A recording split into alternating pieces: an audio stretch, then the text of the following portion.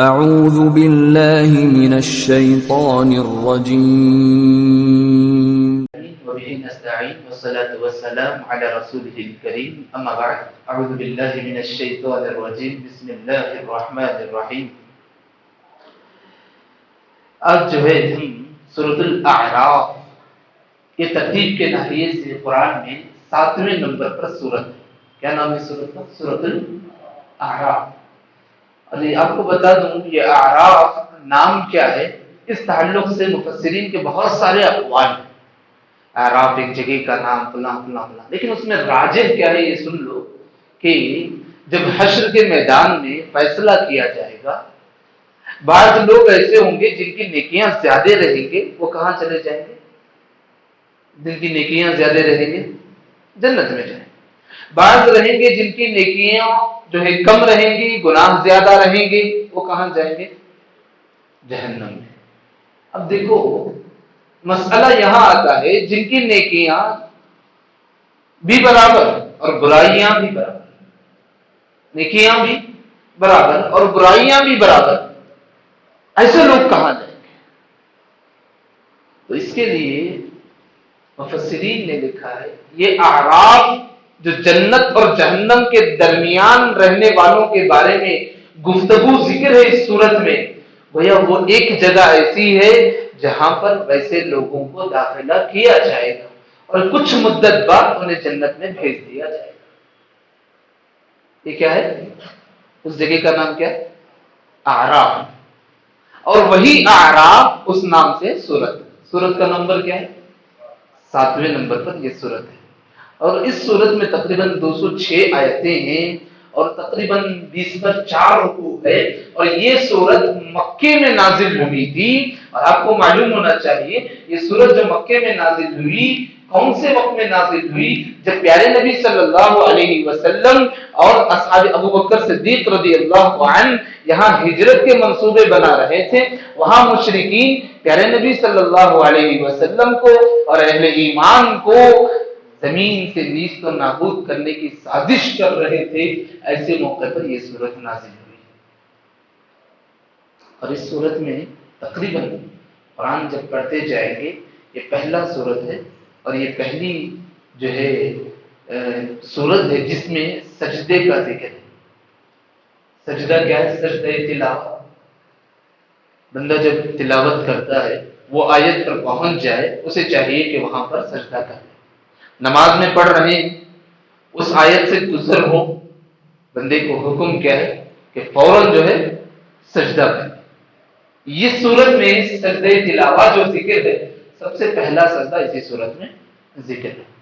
اور آپ کو بتا دوں اس سورت میں جو ہے تقریباً بہت سارے مفسرین نے بہت ساری تحقیق کی.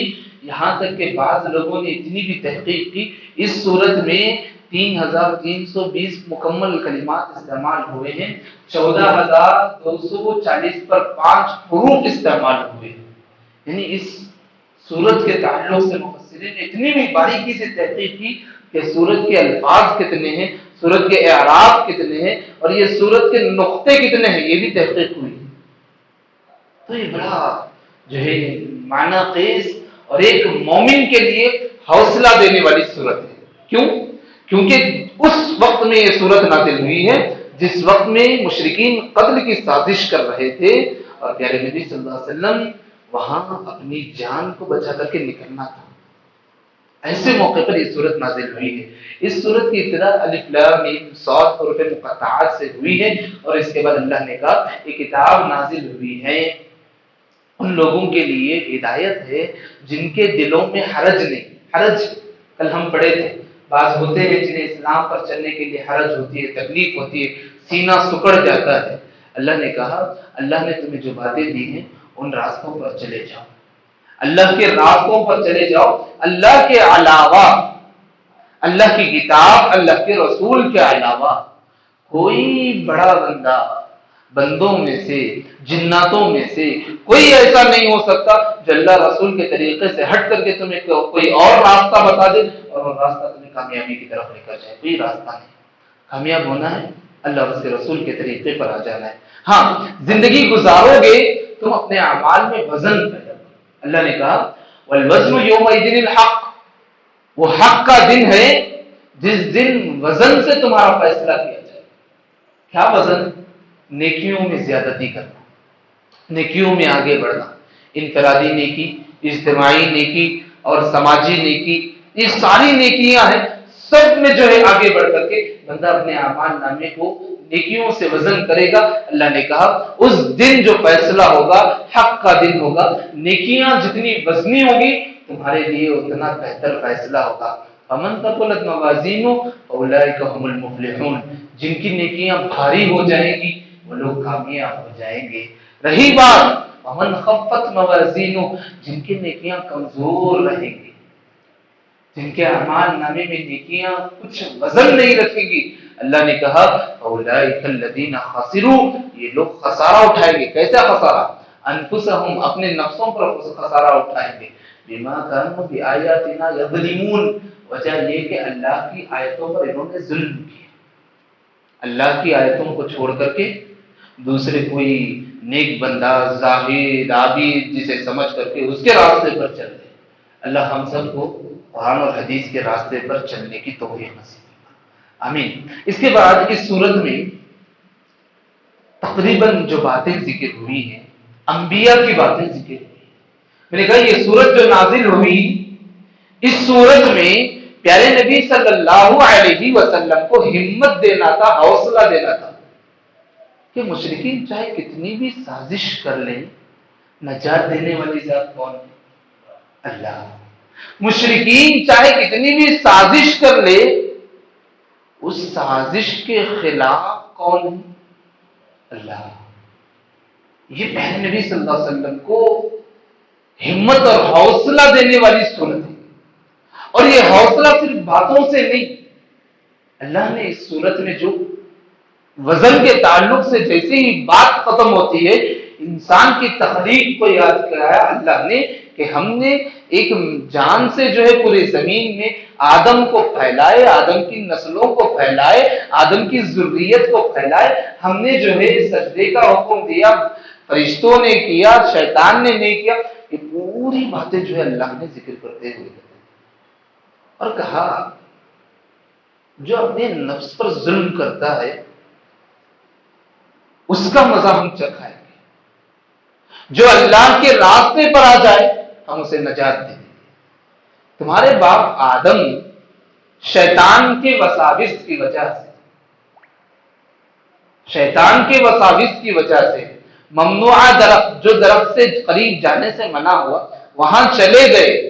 لیکن مجال دیکھو، اللہ اکبر، آدم علیہ السلام رب کے دربار میں رجوع ہو کر کے کہہ رہے ہیں ربنا ظلمنا انفسنا، اے میرے رب میں نے اپنے جان پر ظلم کر لیا. وَإِن لَّمْ تَغْفِرْ لَنَا وَتَرْحَمْنَا، تو مجھے معاف فرما، تیرے علاوہ کوئی معاف کرنے والا نہیں، ہم پر رحم فرما. لَنَكُونَنَّ مِنَ الْخَاسِرِينَ، مجھے خسارہ اٹھانے والوں میں سے نہ بنا دے اللہ. یہ دعا یاد کر لو، دعائے آدم علیہ السلام. آدم علیہ السلام اپنی چھوٹی سی جو اللہ کے حکم سے دوری اختیار کرے، جس کے بدولت آدم علیہ السلام اپنی زندگی میں دعائیں کرتے تھے ربنا ظلمنا انفسنا وان لم تغفر لنا وترحمنا لنكونن من الخاسرین. اور اس کے بعد اللہ نے کہا لباس دو طریقے کے، ہم نے تمہارے لیے لباس اتارے تاکہ تم اپنی عزت اور آبروؤں کو چھپا سکو، اور تمہارے لیے تقوی کا لباس ہم نے اتارا تاکہ تم ایمان سے مزین ہو جاؤ. آدم علیہ السلام، حوا علیہ السلام نے جیسے ہی غلطی کی ان کے لباس اتار دیے گئے جنت میں. کہیں ایسا نہ ہو تم اپنے ایمانی لباس کو دنیا میں اتار کر پائے. اللہ ہماری حفاظت فرمائے. یہ سارے ایسے مثالوں کے ساتھ اللہ نے جو ہے تعلیم دی اور کہا جب کبھی تم مسجد کو آتے ہو، اللہ کی عبادت کے لیے آتے ہو، اللہ کی عبادت کے لیے آتے ہو، زینت اختیار کرو، زینت اختیار کرو، خوبصورتی اختیار کر کے آیا کرو، اچھائی یعنی طہارت کے ساتھ آیا کرو، پاکیزگی کے ساتھ آیا کرو. اور زمین میں تم کھا رہے ہو، پی رہے ہو، کوئی بات نہیں، کھاؤ پیو، لیکن بیکار میں مت پھینکو، اسراف مت کرو. جس کو محتاج ہے، جس ضرورت مند ہے، آپ کے پاس زائد ہے، جہاں ضرورت ہے وہاں پہنچا دو. اسراف مت کرو. انہو لا یحب المسرفین، جس کی زندگی میں اسراف ہوگا اللہ رب العالمین اس آدمی کو پسند نہیں کرتا۔ اللہ ہماری حفاظت فرماتے ہیں، جس کی زندگی میں اسراف ہوگا اللہ اسے پسند نہیں فرماتے۔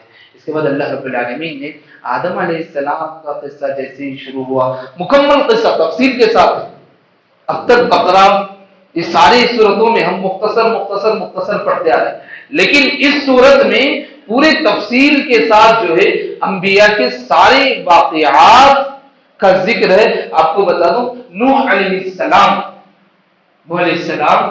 اور ان کی قوم کی نافرمانی اور نافرمانی کا انجام کیا ہوا، اور نوح علیہ السلام کو ماننے والے ان کی کامیابی کیسے ہوئی، اللہ نے اس صورت میں ذکر کیا تفصیل کے ساتھ۔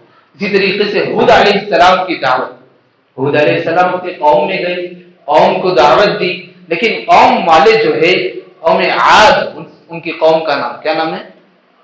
قوم عاد۔ نبی کا نام کیا ہے؟ ہود۔ قوم عاد میں دعوت کا کام کیے، لیکن قوم عاد کے بارے میں آگے بھی پڑھیں گے انشاءاللہ، سرسری طور پر ہم گزر جائیں گے، یہاں آگے انشاءاللہ اور تفصیل سے صورتوں میں آئی ہیں۔ قوم عاد جو زمین میں بہت ہی طاقتور قوم تھی، اللہ نے ہلاک کر دیا، برباد کر دیا، اور ان کی نشانیاں صرف عمارتیں کھڑی کر دی، لیکن قوم کی حرکتیں، قوم کی تباہ کاریاں ہمارے سامنے۔ اللہ نے ہمت باندھی پیارے نبی کو کہ اتنی بڑی قوم بھی خود علیہ السلام کے ساتھ سازش کی، ہم نے قوم کو تباہ کر دیا، نیک لوگوں کو نجات دے دیا۔ اتنا ہی نہیں، صالح علیہ السلام کے بارے میں اللہ نے ذکر کیا۔ صالح علیہ السلام اور ان کی قوم کا رویہ، قوم والوں نے کہا پہاڑ کے حصے سے، پہاڑ کی چوٹی سے ایسی اونٹنی لے کر آؤ جو حاملہ ہو، بڑا بھیانک۔ لیکن صالح علیہ السلام اللہ سے دعا کی، دعا کرنے کے بعد ساری چیزیں ہوئی، لیکن پھر بھی قوم نے انکار کیا، قوم والوں کو اللہ نے تباہ اور برباد کر دیا، نیک لوگوں کو اللہ نے کامیابی دی۔ یہ اتنی نہیں، لوط علیہ السلام کی قوم کی نافرمانیاں اللہ نے یہاں ذکر کی اور کہا قوم کیسی تھی اور ان کا انجام کیا ہوا، ہلاک ہو گئی، برباد ہو گئی، اللہ نے یہ بھی بتایا۔ پھر اس کے بعد اتنا یہاں بات نہیں رکی، اللہ نے شعیب علیہ السلام کا تذکرہ کیا، کس قدر نیک تھے آدمی، کس قدر مخلص تھے، قوم کا درد مند آدمی، لیکن قوم والے ان کے ساتھ نافرمانیاں کرنے لگے، ان کی باتوں کو نظر انداز کرنے لگے، لیکن اللہ نے پوری قوم کو جو ہے عذاب سے دوچار کیا، اللہ نے پوری قوم کو جو ہے سزا سے دوچار کیا۔ ہم نیک لوگوں کو تو بچا دیے، برے لوگوں کا انجام کیا ہوا، عذاب سے دوچار کیے۔ بھائیوں، یہ مثالیں اللہ نے پیارے نبی کو دی اور ہمت باندھا کہ تم ہدایت پر آپ اور آپ کے متبعین کو رکھو گے، ہم تمہیں کامیابی اور راستہ بنا کر کے دیں گے۔ ڈر کر، گھبرا کر، لغزش اور کوتاہی کرو گے، ہلاک ہونے والوں میں بن جاؤ گے۔ بات یہاں نہیں، آخر میں حضرت اللہ رب العالمین نے موسیٰ علیہ السلام اور فرعون کے پورے واقعے کو یہاں ذکر کیا۔ موسیٰ علیہ السلام، ہارون علیہ السلام اور فرعون کے درمیان جو پوری باتیں ہوئی، اللہ نے یہاں اس کو ذکر کیا اور کہا جو اللہ کی آیتوں کو اور آخرت کو ٹھکراتا ہے، ہم اس کے اچھے اعمال کو بھی برباد کر دیتے ہیں،